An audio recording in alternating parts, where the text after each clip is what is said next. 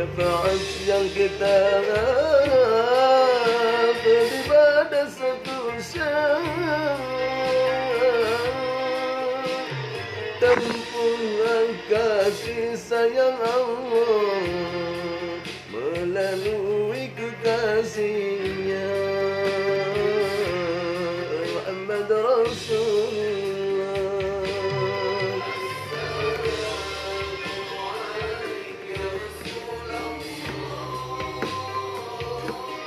Assalamu alaik ya habibi ya nabi Allah ya Rasulullah. Assalamu alaik ya Rasulullah. Assalamu alaik ya habibi ya nabi Allah ya Rasulullah.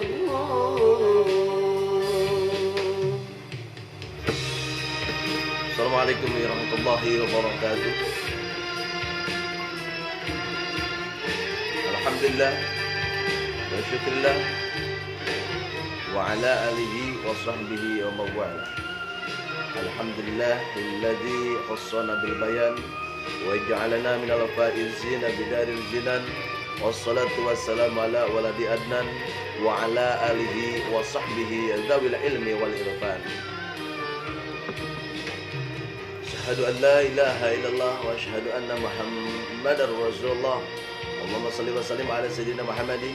Allahumma shalli wa sallim ala sayyidina Muhammadin. Ma shallaita ala sayyidina Ibrahim wa ala ali sayyidina Ibrahim wa barik ala sayyidina Muhammadin wa ala ali sayyidina Muhammadin fil alamin innaka Hamidum Majid. Amma ba'du, faqala Allah Ta'ala fi ayatul Qur'an Karim. A'udzu billahi minasyaitonir rajim. Bismillahirrahmanirrahim.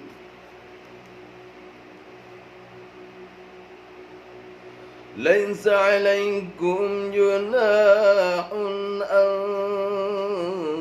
tabtagu fadlan min rabbikum. Wa qala fi ayatin ukhra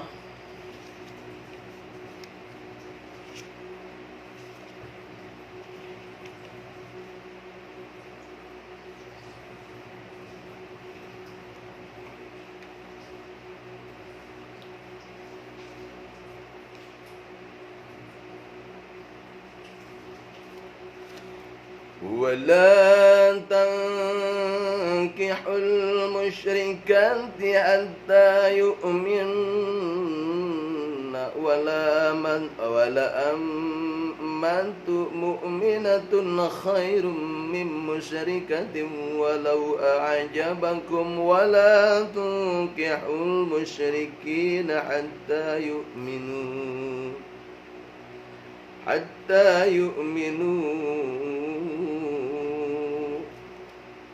Sadaqallahul azim wa sadaqa rasuluhul azizul karim wa la dzalika minasyahidin wasyakirin walhamdulillahi rabbil alamin.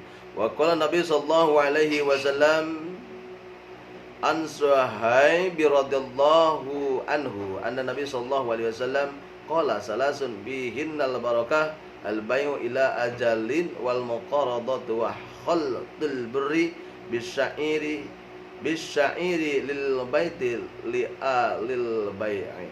Rawahu Ibnu Majah bi isnadid dha'if.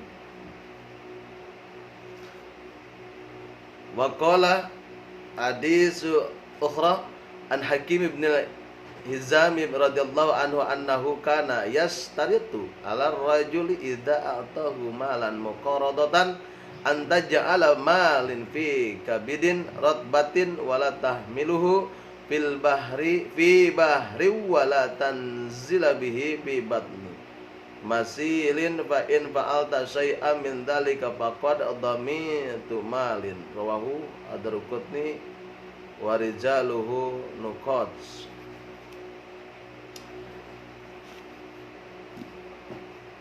Segala puji hanyalah milik Allah yang mana Allah telah memberikan nikmat begitu besar dan banyak untuk kita semua. Wa in ta'uddu ni'matallahi la tuhsuha. Kalaulah kita menghitung nikmat yang diberikan oleh Allah Subhanahu wa taala terhadap kita, tidak akan bisa terhitung. Maka dengan itu kita bersyukurlah atas nikmat yang diberikan oleh Allah Subhanahu wa taala. Sembahkanlah puji kepada Allah Rabbul Izzati yang selalu memberikan sesuatu yang diinginkan oleh kita tiap hari, yang selalu memberikan manfaat baik udara untuk kita sehari-hari. Sholawat besertanya atau puja yang telah biasa kita sampaikan ke Allah Azza wa Jalla, yang gagah perkasa, memberikan semuanya keinginan di dunia, yaitu Allah Azza wa Jalla. Syukur yang masyhur kita sanggakan kehadirat Allah yang Maha Ghafur, yang bila mana kita bersyukur, Allah akan memberikan kemakmur untuk kita dan semuanya alam sekujur. Dan kita mudah-mudahan termasuk orang yang syukur, yang selalu memberikan kebahagiaan dan memberikan manfaat untuk kita dan alam yang masyhur. Salawat besertanya salam kita curah limpahkan kepada junjungan kita, habibana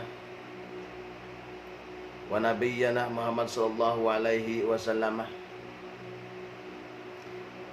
Tidak lupa kepada para sahabatnya, para tabi'in, itba'ut tabi'innya, ulama khalafnya, ulama salafnya, juga mudah-mudahan sampai kepada kita sebagai umat mutakhirin. Mudah-mudahan kita termasuk golongan yang dicintai oleh Allah Subhanahu wa taala dan Rasulnya. Amin ya Allah ya rabbal alamin. Yang saya hormati Bapak alim ulama wal juama, yang saya hormati Bapak aparatur pemerintahan dari atasan sampai bawahan, yang saya hormati Bapak-bapak, ibu-ibu yang sama hadir, baik di IG maupun yang ada di televisi, di YouTube-nya Abdul Qahar Garut Selatan, di Facebook-nya semuanya media. Mudah-mudahan Allah berikan kesenikurahaan, melakukan like and share dan komen. Ini untuk kemajuan apa? Kalimatul haq, yaitu Al-Quran dan Al-Hadis.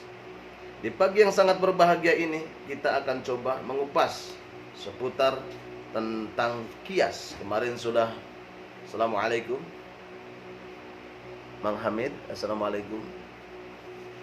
Tentang kias, kemarin ada ijma, kemarin ada sunat, mubah, ada wenang, ada haram. Di sini ada yang keempat, yaitu kias.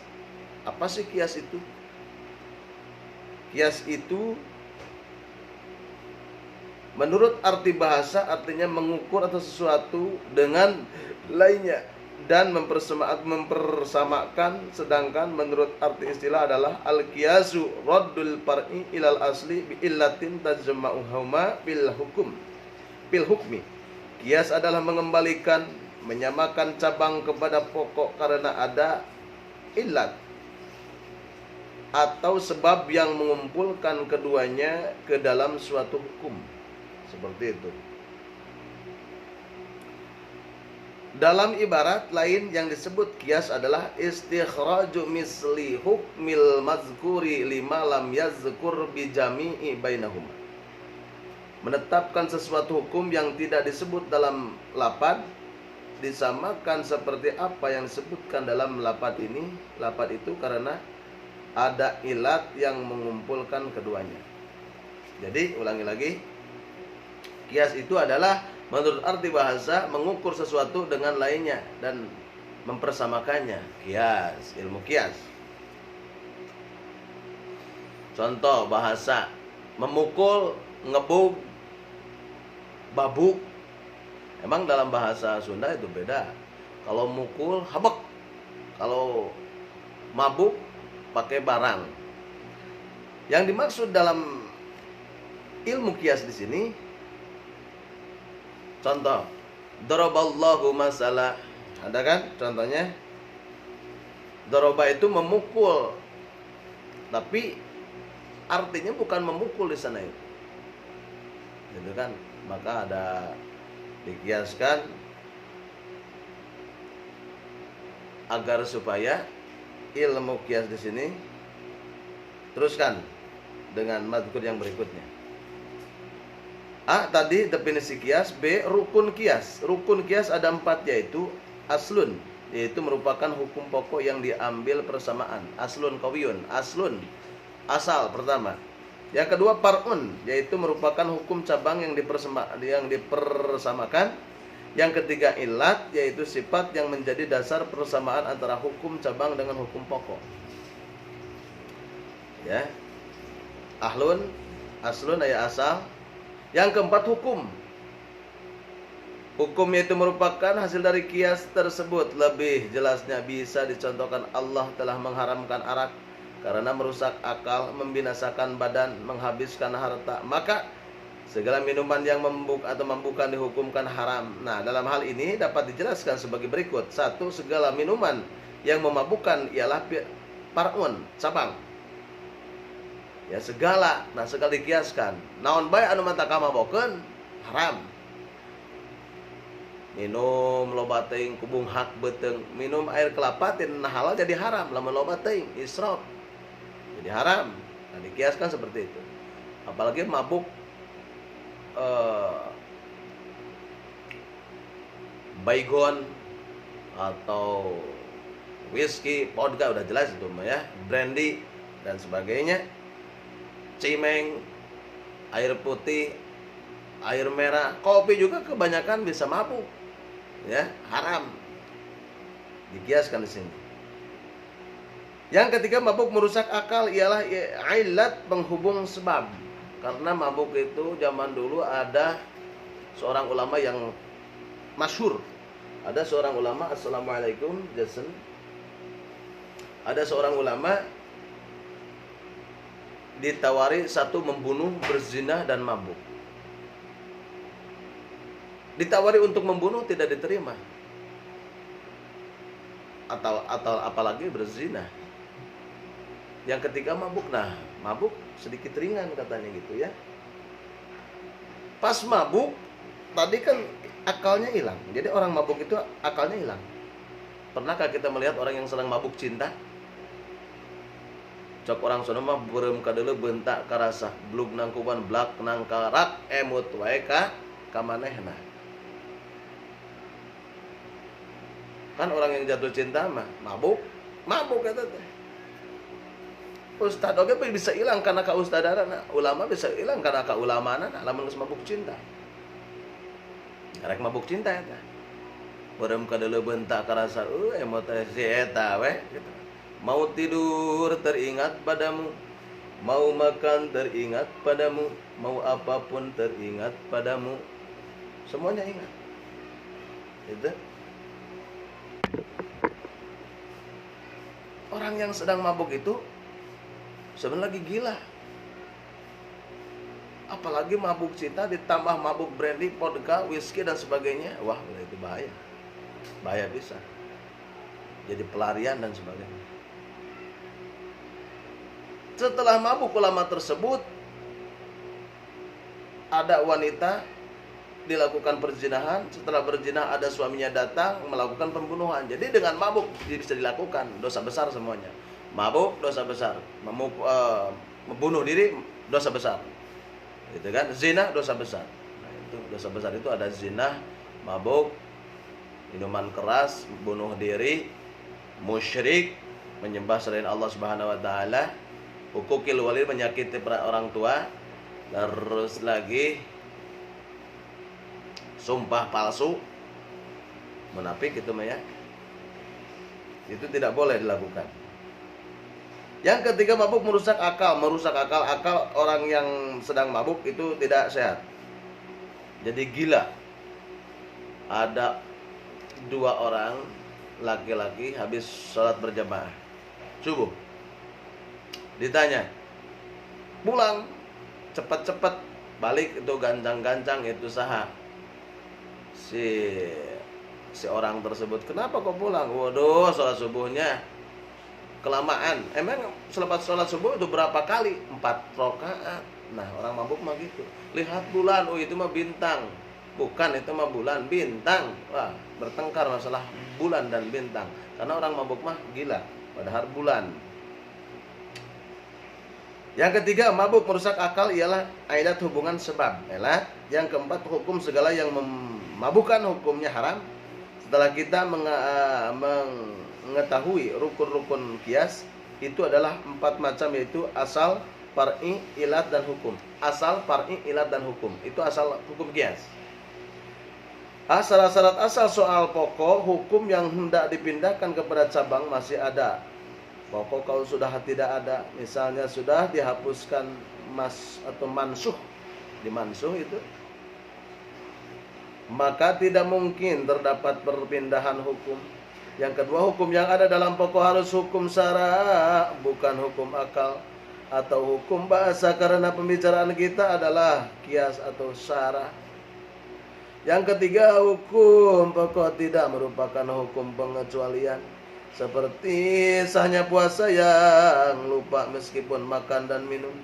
Mestinya puasanya menjadikan rusak, sebab sesuatu tidak akan tetap ada apabila berkumpul dengan hal-hal yang menafikan atau memindahkan. Tetapi puasanya tetap ada karena ada nas atau hadis, barang siapa yang lupa padahal ia sedang puasa, kemudian ia makan dan minum, hendaknya menyelesaikan puasanya, sesungguhnya Allah yang memberikan makan dan minum. Hadis riwayat Bukhari dan Muslim. Nah, itu jadi orang yang berpuasa ketika lupa dia makan dan minum, itu sebenarnya Allah Subhanahu wa taala yang memberikan minum. B. Syarat-syarat cabang. Tadi syarat-syarat asal, yang kedua cabang. Satu, hukum cabang tidak lebih dulu adanya daripada hukum pokok, sebagaimana mengkiaskan wudhu dengan tayamum dalam wajib niat, karena keduanya sama-sama tohara atau bersih. Kias tersebut tidak benar karena wudhu dalam contoh di atas sebagai cabang diadakan sebelum hijrah, sedang tayamum dalam contoh di atas sebagai pokok diadakan sudah hijrah. Bila kias tersebut dibenarkan, maka berarti menetapkan hukum sebelum ilatnya. Seperti itu ya. Yang kedua, cabang tidak mempunyai kekuatan tersendiri ulama. Usul kata apabila datang nas kias menjadi batal. Yang ketiga, ilat terdapat pada cabang harus sama dengan ilat yang terdapat pada pokok.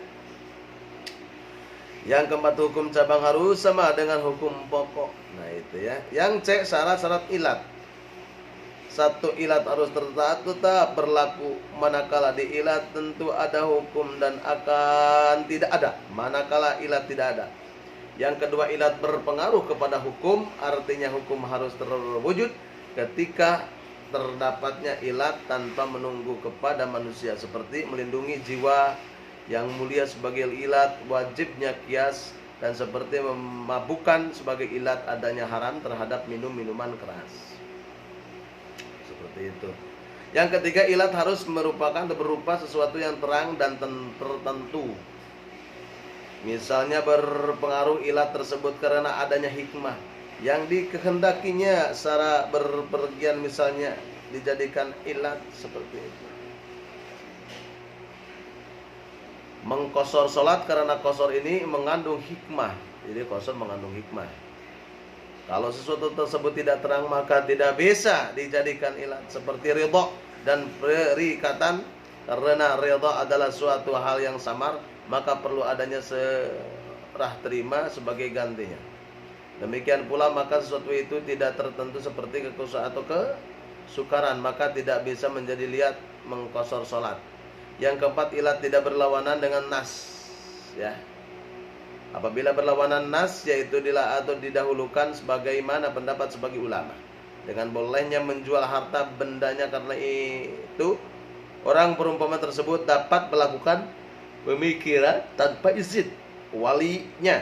Kias semacam ini berlawanan dengan hadis Nabi, orang perempuan atau perempuan yang kawin tanpa izin walinya, maka nikahnya menjadi batal. Hadis riwayat Tirmidzi dan lain-lain. Jadi nikah yang tidak nikah yang tidak ada walinya tidak syah. Siapa walinya? Orang tuanya, bapaknya. Kalau tidak bapaknya berarti kakak cowok paling besar, kakak cowok atau adik cowok. Saya cara-cara mengetahui ilat.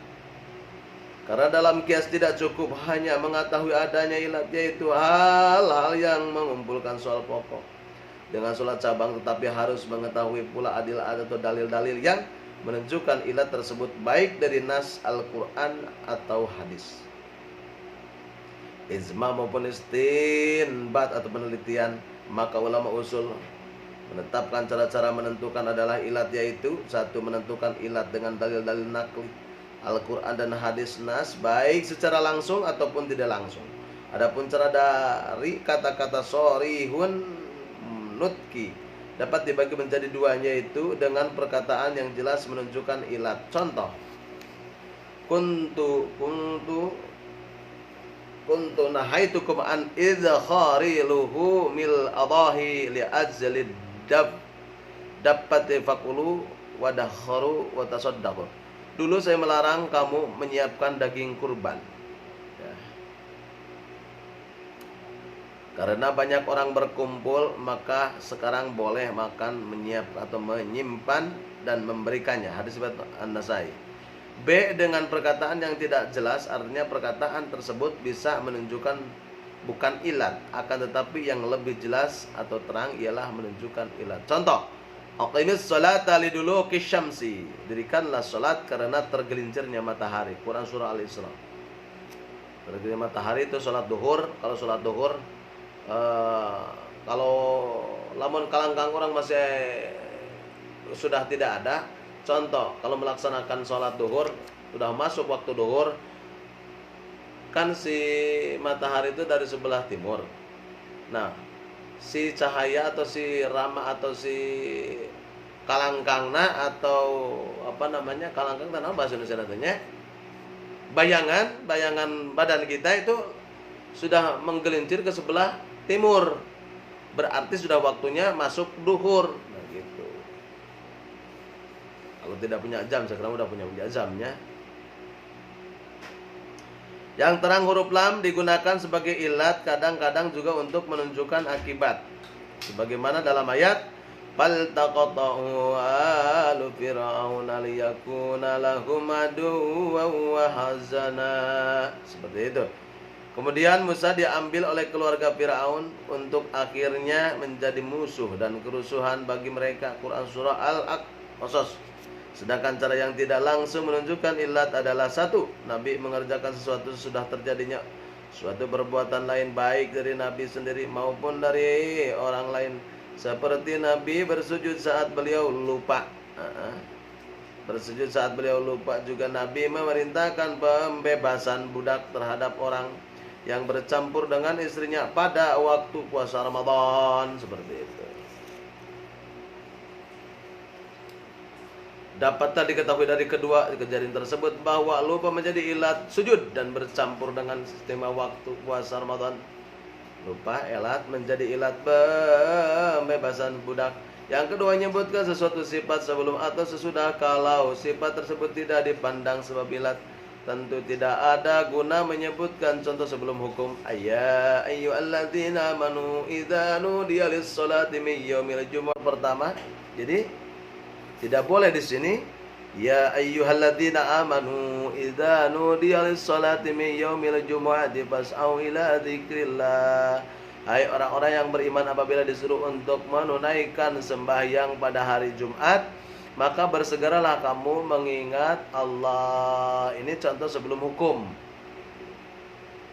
Sebelum atau sudah, kalau sifat tersebut tidak dipandang sebagai ilat, tentu tidak ada gunanya menyebutkannya. Atau contoh penyebut sesudah hukum, la yahkumu ahadum baina tsnaini wa huwa ghadabanun. Janganlah seorang yang mengadili dua orang yang berselisih padahal ia sedang marah. Hadis ya menyebutkan sebagai salat, menyebutkan sebagai salat bagi salat dalam contoh pertama menjadi larangan jual beli sebab bisa melainkan pergi ke salat Jumat. Demikian pula marah dan contoh kedua hadis menjadi ilat larangan mengadili perselisihannya. Yang ketiga, membedakan dua hukum dengan sifat baik disebut kedua-duanya atau hanya salah satunya. Seperti itu. Contoh yang disebut keduanya lirrajili sahamun lil farisi sahmani. Atau barisan infanteri mendapat sesuatu bagian, sedang barisan kavaleri mendapat satu bagian. Hadis riwayat Bukhari dan Muslim. Infanteri dan kavaleri itu menjadi ilat perbedaan pembagian harta rampasan perang atau ghanimah. Contoh yang disebut salah satu al-qatilu la yarithu, pembunuh tidak mendapat warisan. Hadis riwayat Tirmidzi. Membunuh menjadi ilat kehilangan hak mewarisi, sedang yang tidak membunuh tetap mendapatkannya.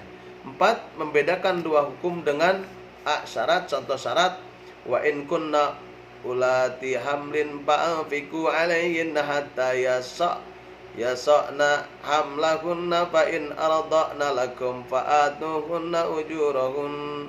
Dan jika mereka istri-istri yang sesudah ditolak itu sedang hamil, maka berikanlah kepada mereka nafkahnya hingga mereka bersalin. Kemudian jika mereka menyusukan anak-anakmu untukmu, maka berikanlah kepada mereka. Apa upaya Quran surah At-Talaq? Yang keenam, hamil menjadi ilat wajib pemberian nafkah kepada istri yang dicerai. Baik demikian pula menyusukan menjadi ilat pemberian upah. B. Goyah. Ada goyah. Wala taqrabuhunna hatta yatahurun. Dan janganlah kamu mendekati mereka istri sehingga mereka suci. Yang sedang haid tidak boleh. Quran surah Al-Baqarah 222. Nyium mah boleh, atau nyabak ping-pingna, atau meluk mah boleh, tenawan-nawan, asal ulah melakukan hubungan badan dengan istri kalau lagi haid. Kesucian menjadi ilat mendekati istri, yaitu kebalikan hukum sebelum goyah, seperti itu. C. Istisna. Contoh istisna. Di sini ada istisna. Wa in talaqtumunna min qabli an tamassunna wa qad faradtum lahunna fariidatan fanisfu ma faradtum illa an ya'fu.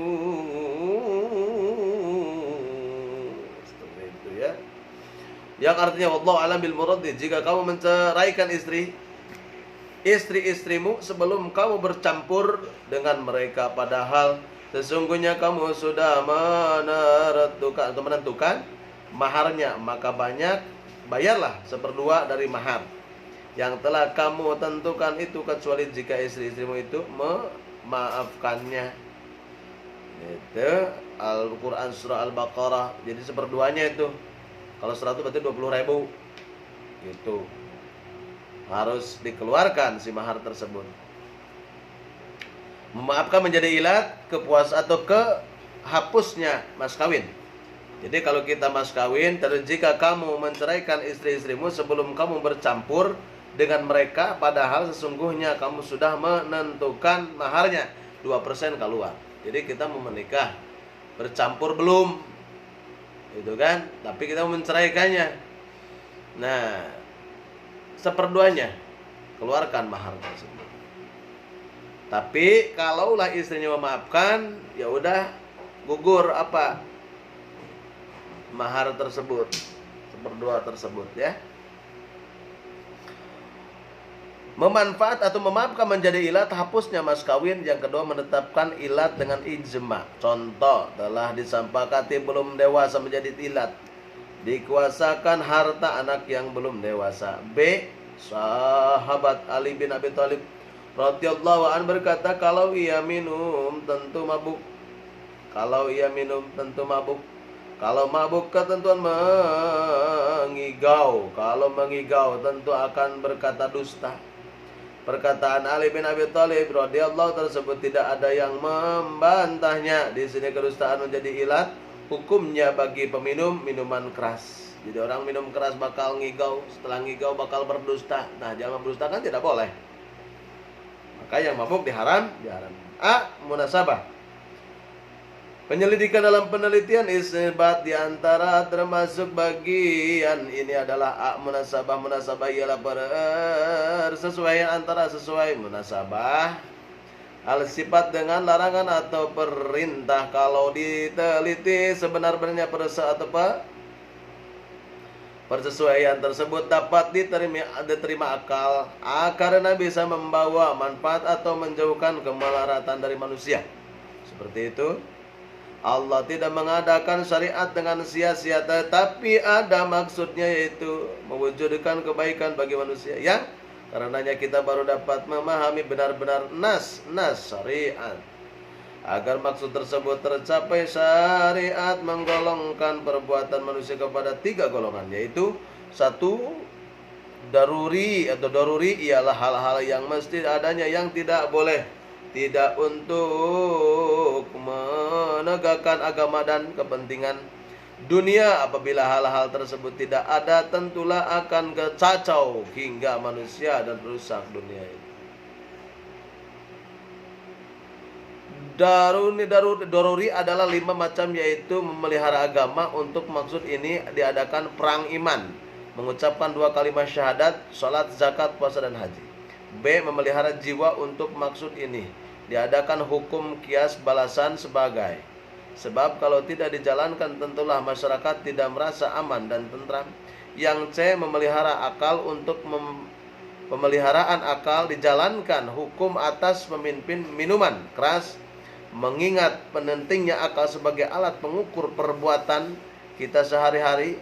Atau rusaknya akal berarti rusaknya alat dan perbuatan.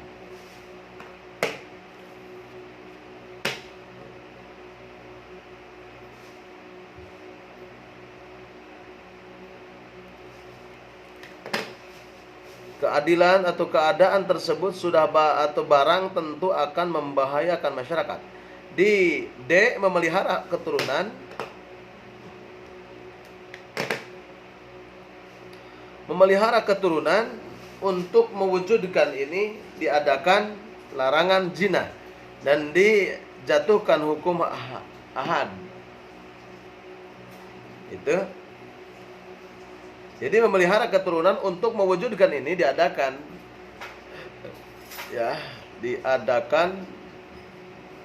larangan zina dan dijatuhkan gak boleh zina. Zina itu dosa besar, ya. Zina itu dosa besar termasuknya. Memelihara keturunan, dipelihara keturunan, jangan sampai keturunan kita hasil perzinahan.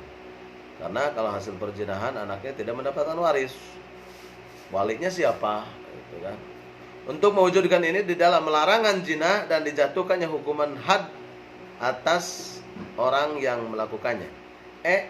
Memelihara harta benda, untuk tujuan ini dilakukan dengan kewajiban menggantikan kerusakan barang orang lain dan dipotongnya tangan pencuri. Itu hukum Islam, penggantian seperti itu. Yang kedua, haj ialah apa yang dibutuhkan manusia untuk mendapatkan kelonggaran dalam menghadapi beban, kewajiban, dan kesukaran hidup. Kalau tidak terdapat haji tersebut, kehidupan manusia akan kacau dan terkeras sulit sekali. Haji ini berlaku dalam ibadah seperti keringanan dalam menjalankan ibadah, semisal qashar, menjamak, tayamum, dan sebagainya. B. Adat seperti berburu. C. Muamalah seperti kirot, salam ijarah, rahin atau rahnya, dan sebagainya. Jinayat seperti membebaskan diat dengan tebusan atas keluarganya. Itu diat.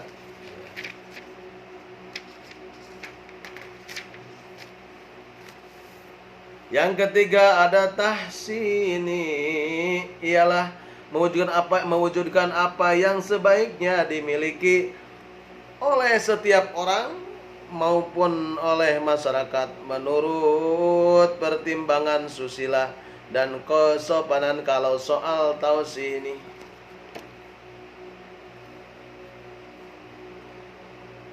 Tidak ada kehidupan manusia, tidak akan kacau sebagaimana kalau tidak terdapat soal-soal diharuri atau doruri.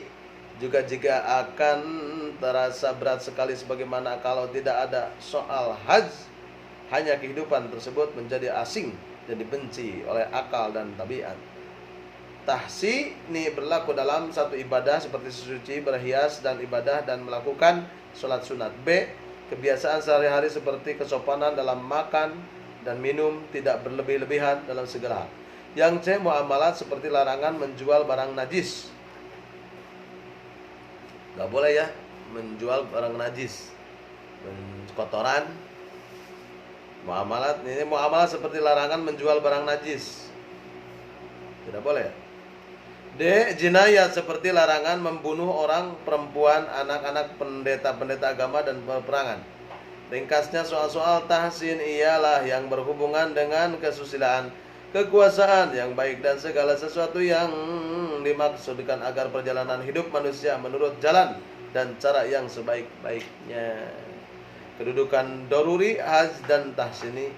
Doruri adalah tujuan syariat yang terpenting karena hilangnya doruri dahuri akan mengakibatkan kekacauan hidup. Kemudian haj karena tidak ada akan menimbulkan kesulitan-kesulitan bagi perseorangan maupun masyarakat. Kemudian lagi tahsin hanya akan mengakibatkan hal yang dibenci akal, semakin menjauhkan tercapainya kesempurnaan manusia. Sebagai kelanjutannya dari urut-urutan tersebut, maka sesuatu yang berhubungan dengan tahsin tidak akan dilanjutkan atau dijalankan. Contoh, boleh membuka aurat kalau diperlukan untuk berobat. Menutup aurat tersebut tahsin, sedangkan berobat untuk memelihara jiwa adalah doruri. Dua, boleh menggunakan barang najis untuk berobat dan dalam keadaan darurat. Ad-daruratu tubihu bil mahdurah. Larangan menggunakan barang najis, ya, termasuk tahsin, sedangkan berobat dan menolak bahaya adalah daruri. Seperti sekarang lagi ada musim penyakit. Yang ketiga, kewajiban agama harus dijalankan meskipun minum dulu ya, minum dulu. Bismillahirrahmanirrahim. Teh pahit tanpa gula. Ya. Yang ketiga, kewajiban agama harus dijalankan meskipun membawa kesulitan karena menjalankan kewajiban termasuk doruri, sedangkan menghindarkan kesulitan adalah tahsin. Tahsin tidak perlu dijalankan kalau akan mengganggu doruri. Hukum-hukum yang berhubungan dengan doruri tidak boleh ditinggalkan kecuali kalau akan mengabadikan atau doruri lainnya yang lebih penting. Contoh-contoh, berperang adalah wajib meskipun bisa membawa kematian, sebab memelihara agama lebih penting daripada memelihara jiwa.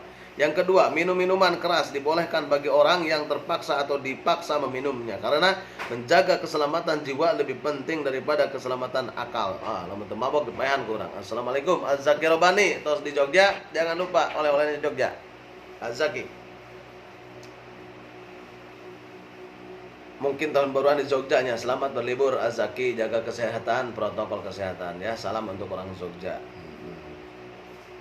Jadi minum-minuman keras itu dibolehkan bagi orang-orang yang dipaksa. Kalau gak mabuk dibunuh ente. Jadi antara jiwa dibunuh dengan mabuk itu lebih boleh menjaga jiwa. Boleh gak mabuk?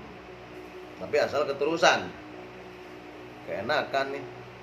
Berperang wajib. Tadi berperang wajib meskipun bisa membawa kematian, tapi membela agama lebih penting. Jiwa dengan agama penting. Agama jihad namanya. Haji jihad anu mana heula gitu nya. B. As-sabru wa taksim. As-sabru wa taksim yaitu menduga-duga atau hitung sifat yang terdapat pada soal pokok dan memisahkan semuanya sifat yang tidak patut menjadi ilat.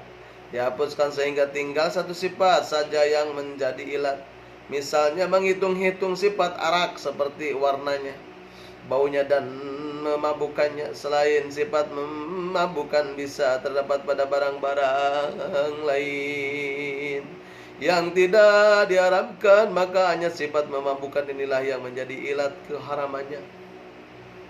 Ada yang gak mabuk, ada yang lagi hamil mabuk, atau mabuk, bukan mabuk naon ya tapi. Ya lamun minum mabuk, lamun makan iya mabuk. Nah eta mah kudu nyiram. Yang diharamkan di sini udah udah jelas, yaitu yang memabukkan, karena memabukkan itu akan ngigau. Orang yang ngigau akan berdosa, orang berdosa tidak boleh dalam agama. C. Tanggihul manah, mat bersihan ilat, pembersihan ilat. Tanggihul manat ialah mempersamakan cabang dengan pokok serta meninggalkan sifat-sifat yang berbeda, seperti dalam mengkiaskan budak laki-laki terdapat budak perempuan dalam hukum-hukum separuh daripada hukuman orang merdeka yang ada nascanya budak perempuan. Baca Quran surah An-Nisa 5. Tidak ada perbedaan antara keduanya kecuali dalam sifat laki-lakian atau keperempuan saja. Sifat ini ditinggalkan dan didapat atau dipakai ialah sifat yang sama dimiliki oleh duanya, yaitu sifat kebudakan. Budak sama budak kenabangan lelaki awe beda. Emang beda awenya laki beda. Awe masuk head, awe masuk nipas, awe masuk ngalahirkan laki mantep. Jadi lo usah nyerupaan awe kana laki, lamun hayang ngalapan awe kana laki berarti ulah kudu siap head, itu dah sunatullah. Tankihul manta hampir sama dengan as-sabrul atau as-sabr wa taksim. Perbedaannya yang pertama untuk menentukan sifat yang berbeda, kemudian ditinggalkan sedang kedua untuk menentukan sifat yang sama dan dijadikan ilat. Contoh, ilat dipotongnya tangan pencuri ialah mengambil harta benda secara sembunyi dari tempatnya menyimpannya, mengambil mayat dan mengambil kapannya. Juga dinamakan mencuri, tetap apakah dapat dikatakan mengambil dari tempat penyimpanan atau tidak? Menurut Imam Syafi'i dan Maliki, pencuri tersebut mengambil dari tempat penyimpanannya sehingga dipotong tangannya. Menurut Abu Hanifah, pencuri tersebut tidak mengambil dari tempat penyimpanannya karena ia tidak dipotong tangannya. Jadi adanya ilat, yaitu mengambil dari tempat penyimpanan pada soal cabang, menggali mayat atau masih di perselisihan. C. Kehujahan kias. Para ulama tidak sama pendapatnya tentang kebolehannya memegangi kias dalam hukum-hukum syariat.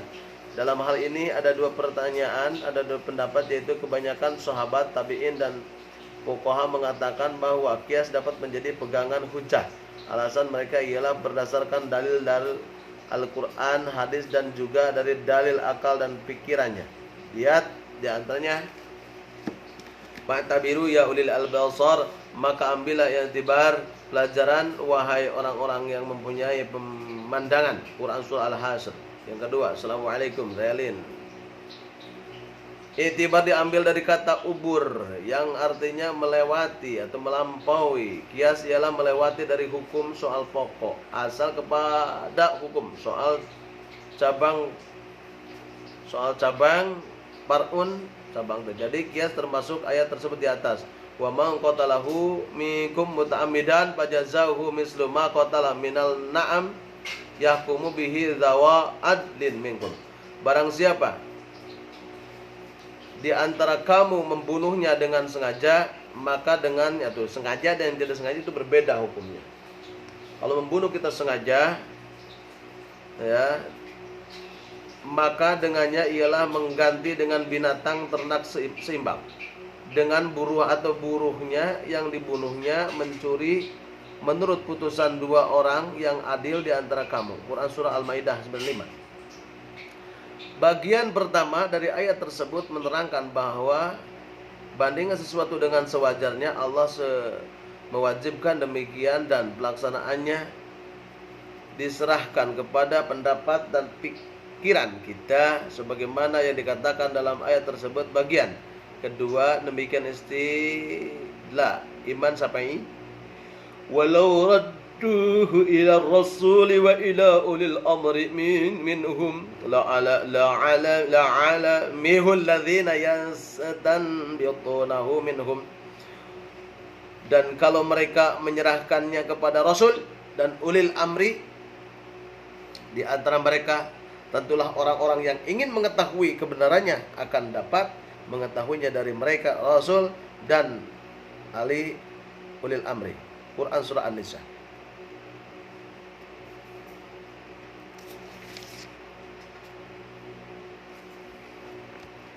Tentang kias banyak sekali,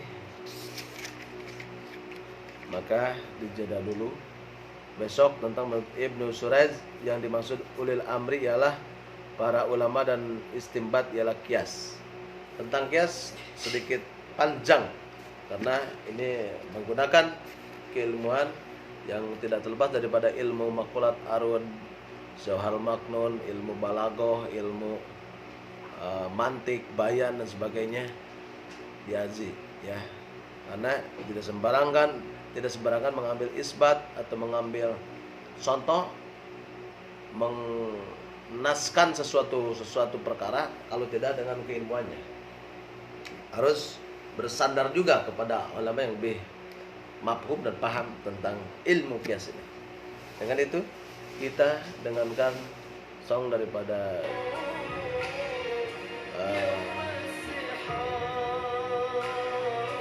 salawat dulu.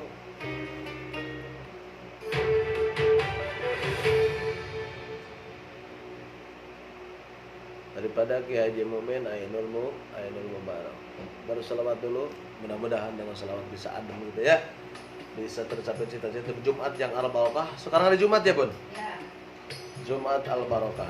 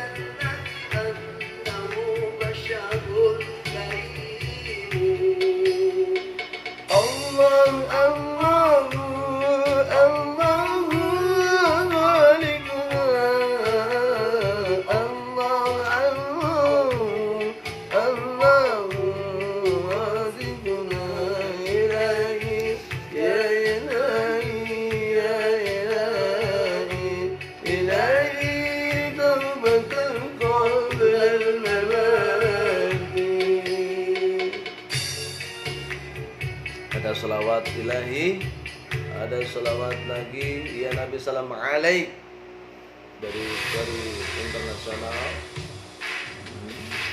Oh, saya suka sekali sama smartphone.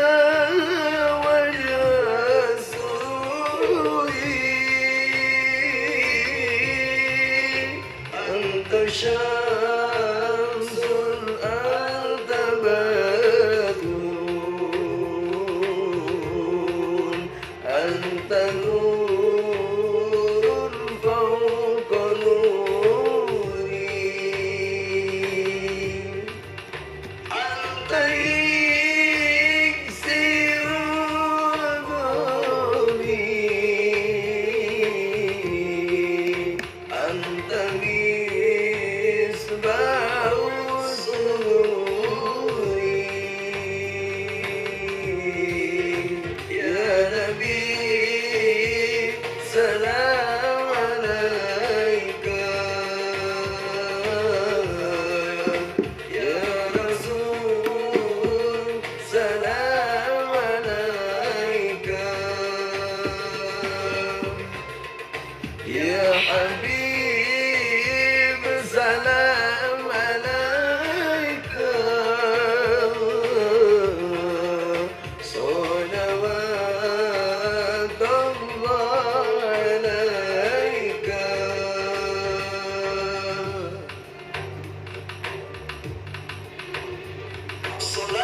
Assalatu wassalamu alaika ya Rasulullah.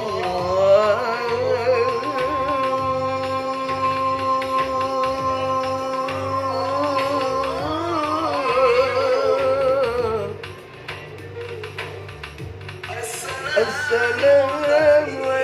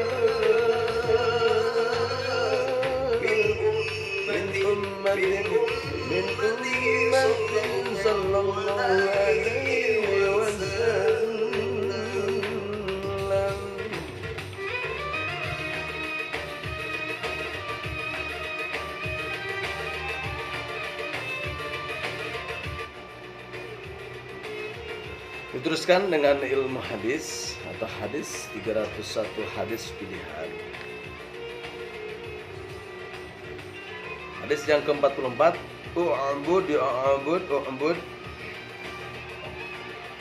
U'budillah ka'annaka tarahu, qala sallallahu alaihi wasallam. U'budillah ka'annaka tarahu fa illam takun tarahu fa innahu yaraka. Wahsib nafsaka ma'al mauta wattaqi da'watal madlumi fa innaha mustajabun. Seperti itu. Rawahu Abu Nuaim an Zaid bin Irqam. Jadi sembahlah Allah seakan-akan kamu melihatnya. Sembahlah Allah seolah-olah kamu melihatnya, maka sekalipun kamu tak melihatnya, sesungguhnya Allah melihatmu. Dan anggaplah dirimu beserta orang-orang mati, dan hati-hatilah kamu akan doanya orang-orang yang teraniaya, karena doa semacam itu terkabul. Jadi hadis ini menerangkan tentang menyembah Allah Subhanahu wa taala seakan-akan Allah melihat kita.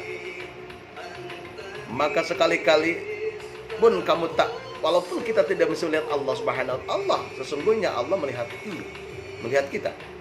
Dan anggaplah dirimu sebagai beserta orang-orang mati. Kita akan mati, guys. Mati itu pasti, kehidupan yang tidak pasti. Jadi cepat atau lambat kita akan diambil nyawa kita. Karena nyawa kita adalah inventaris dari Allah Subhanahu wa taala. Dan hati-hatilah kamu akan doanya orang-orang yang teraniaya. Hati-hati dengan orang yang teraniaya walaupun kafir, karena dosa, karena doa semacam itu terkabul.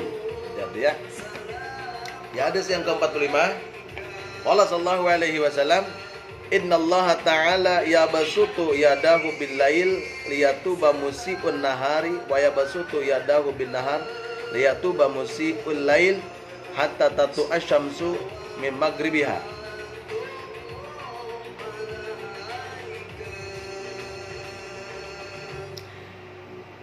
Sesungguhnya Allah Subhanahu wa taala membuka kesempatan bertaubat pada malam hari. Bertaubat pada malam hari, tahajud. Ya. Bertaubat pada malam hari, bertaubat pada Allah Subhanahu wa taala. Jadi bagus kalau kita bertobat pada malam hari.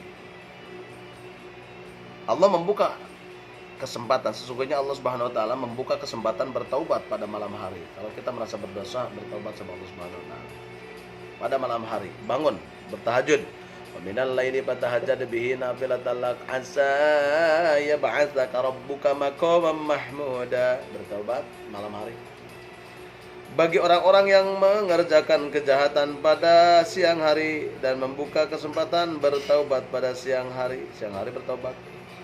Jadi bertobat jangan dilama-lamain. Bagi orang-orang yang mengerjakan kejahatan pada malam hari semenjak matahari terbit sampai terbenam.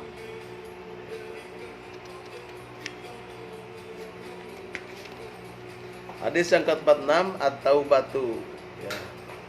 Tamhul khotoya. Qala sallallahu alaihi wasallam, at-taibu minadz dambi kaman la dzanba lahu wal mustaghfiru minadz dzanbi wa huwa muqimun alaihi kal mustahzi bi rabbih. Rawal Baihaqi.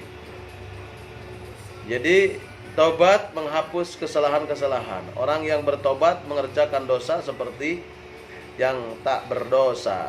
Dan orang-orang memohon ampunan dari dosa tetapi masih juga mengerjakannya berarti mengejek Tuhannya.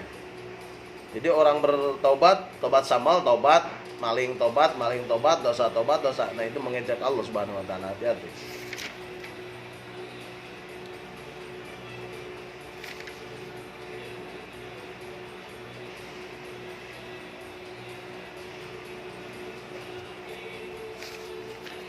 Jadi saudaraku yang berbahagia, perjumpaan kali ini dicukupkan sekian, mudah-mudahan ada manfaatnya bagi kami dan untuk kita semua.